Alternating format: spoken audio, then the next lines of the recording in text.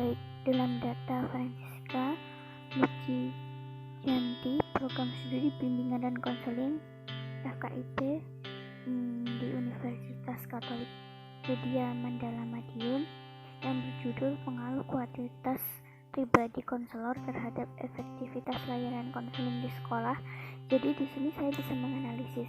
Yang pertama, pokok masalahnya adalah apakah ada pengaruh kualitas pribadi konselor terhadap efektivitas layanan konseling di sekolah. Untuk yang kedua, lalu karakteristik kepribadian manakah yang paling berpengaruh terhadap efektivitas layanan konseling di sekolah?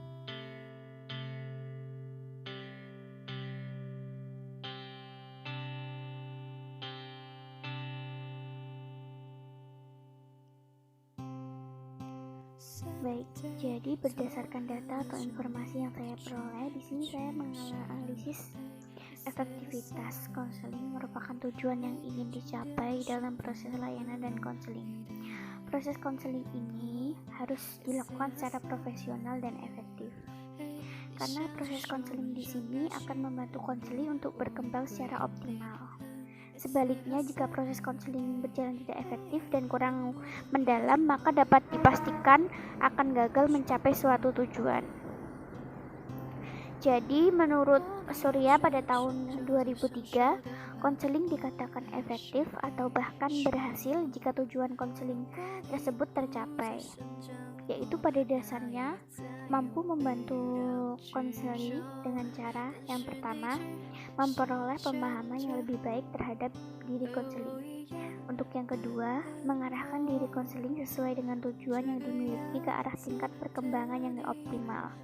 Untuk selanjutnya, mampu memecahkan sendiri masalah yang dihadapi konseling. Untuk yang keempat, mempunyai wawasan yang realistis serta penerimaan tentang diri konseling. Lalu untuk memperoleh kebahagiaan dalam hidup konseling dan dapat menyesuaikan diri secara lebih baik terhadap dirinya maupun terhadap lingkungannya. Lalu selanjutnya, untuk mencapai taraf dengan potensi yang dimiliki. Lalu yang terakhir, terhindar dari gejala-gejala kecemasan. Bukan hanya itu saja, di sini terdapat faktor-faktor yang menghambat efektivitas layanan konseling. Menurut hasil penelitian Hadley dan Stubb terhadap pendapat Willis tahun 2007, yaitu yang pertama, terlalu dalam konselor dalam menggali diri konseling. Jadi pada saat proses konseling, konselor itu terlalu menggali informasi konseling.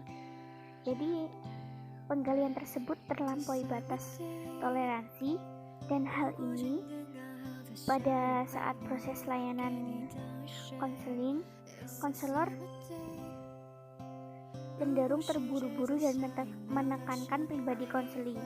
Akibatnya konselor kehilangan informasi utamanya. Misalnya, kebanyakan dari konselor terlalu asik menggali pribadi tentang usia, situasi, atau kehidupan pribadi konseling seperti ras atau lingkungan, budaya, dan sebagainya. Jadi di sini konselor kebanyakan terjebak dalam latar belakang konseling. Padahal secara mendalam itu pokok intinya adalah dari latar belakang masalah, bukan latar belakang pribadi konseling. Lalu untuk yang kedua, konselor terlalu berhati-hati dalam menggali konseling. Jadi hal ini menyebabkan konselor gagal dalam membuat perubahan diri pada konseling. Karena konselor yang berhati-hati tersebut itu takut menyinggung perasaan konseling. Padahal dalam penyelesaian masalah juga memerlukan ketegasan. Mungkin hal ini disebabkan karena kurangnya penguasaan teknik dalam memahami kode etik konseling. Dan dalam kepribadian konselor juga tidak stabil. Jadi kurang bisa menggali konseli tersebut. Lalu selanjutnya adalah aplikasi teknik. Jadi konselor di sini terlalu percaya diri atau terlampaui percaya diri. Jadi dia merasa bahwa konselor tersebut itu mengetahui banyak mengenal tentang teknik-teknik konseling. Padahal sebenarnya konselor itu kurang terampil dan dalam menggunakan teknik-teknik tersebut.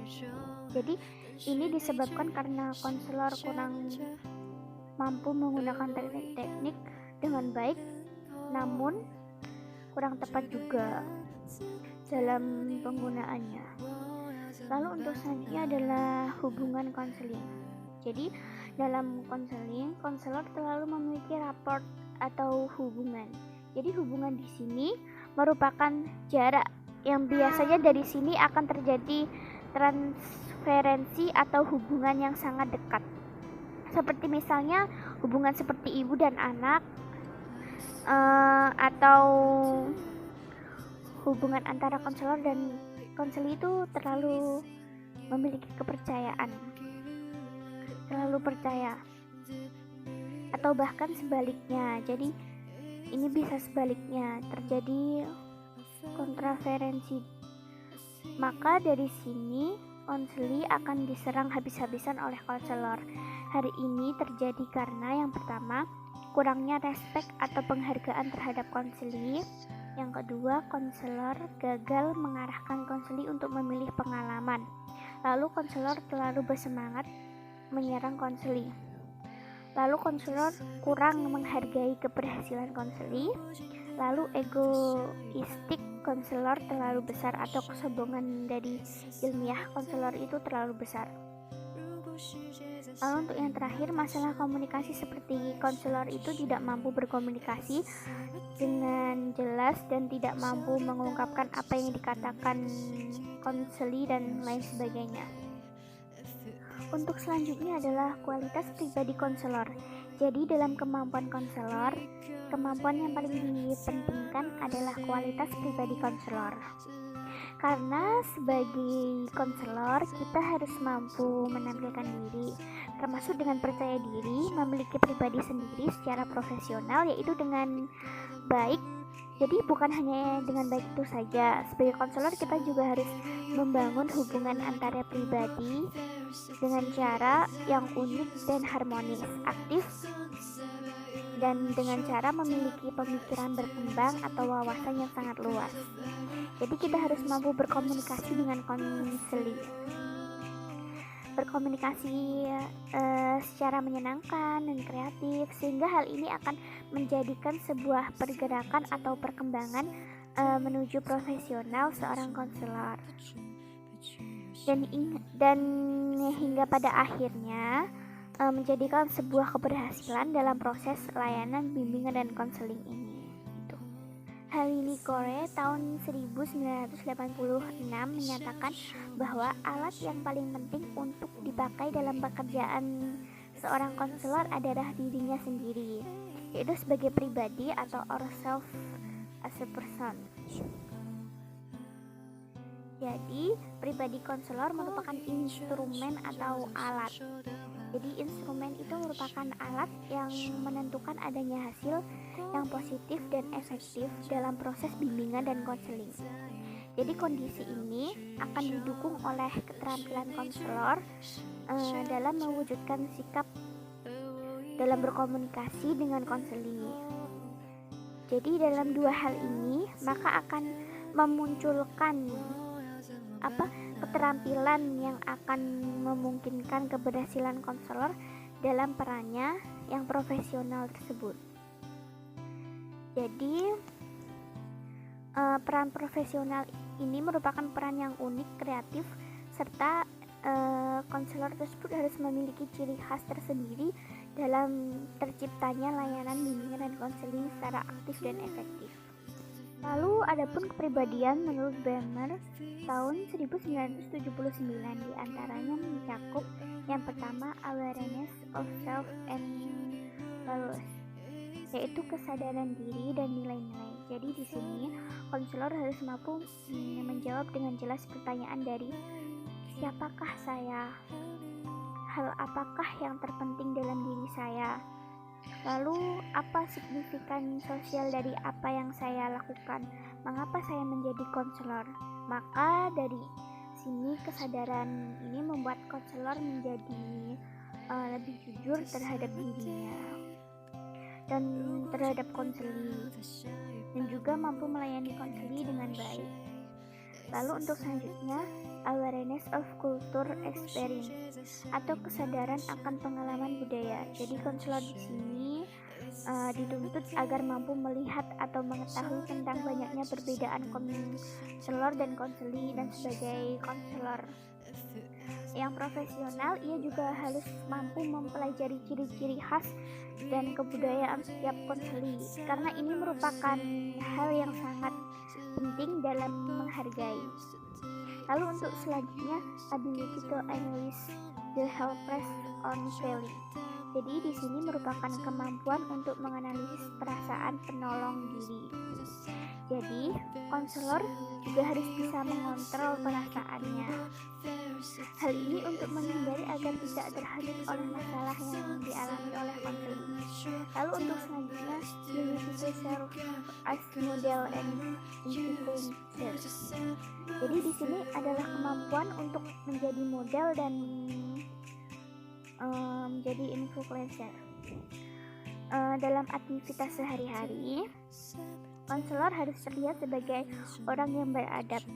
Jadi orang yang beradab tersebut contohnya sebagai model, panutan, pemimpin, dan sebagai teladan dalam proses konseling. Lalu untuk selanjutnya, altruis, yaitu perhatian untuk orang lain. Jadi pribadi ini ditandai dengan memberikan kesediaan waktu, tenaga, dan mungkin bahkan materi. Jadi untuk kepentingan atau kebutuhan kebahagiaan konselor yang memiliki kepribadian ini cenderung merasa puas dengan sikap atau perannya membantu konseli. Lalu untuk yang keenam, strong sense of ethics atau rasa etika yang kuat. Konselor yang profesional, ia memiliki kode etik untuk dipakai atau digunakan dengan baik pada saat proses layanan. Lalu untuk selanjutnya atau yang terakhir, responsibility atau tanggung jawab. Jadi konselor di sini harus memiliki rasa tanggung jawab dan diperuntukkan kepada konseli.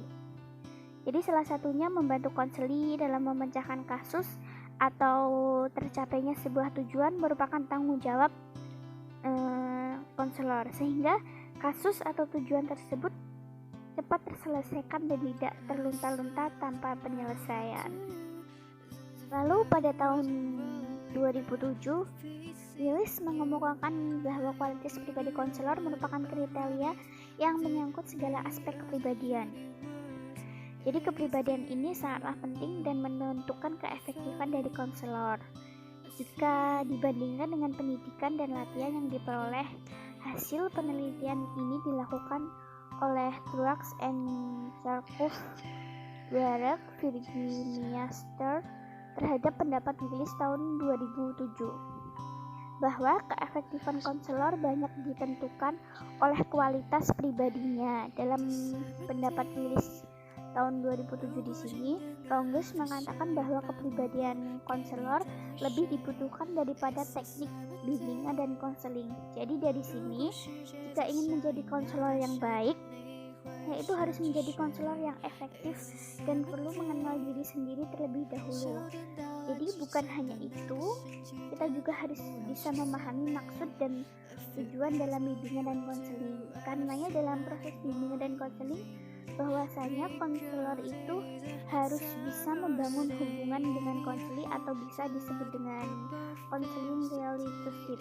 Hubungan di sini sangatlah penting karena dapat menentukan tujuan dan suatu maksud dalam proses konseling.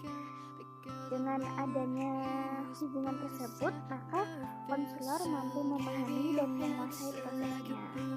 Terus selanjutnya, menurut progres yang dikemukakan oleh Willis tahun 2007 menyebutkan 3 kualitas yang diperlukan oleh konselor agar proses konselingnya berjalan dengan efektif, yaitu yang pertama, kongruensi, yaitu dalam menjalani proses pelayanan konselor menunjukkan perilaku sebagai dirinya sendiri yang asli, utuh, dan menyeluruh.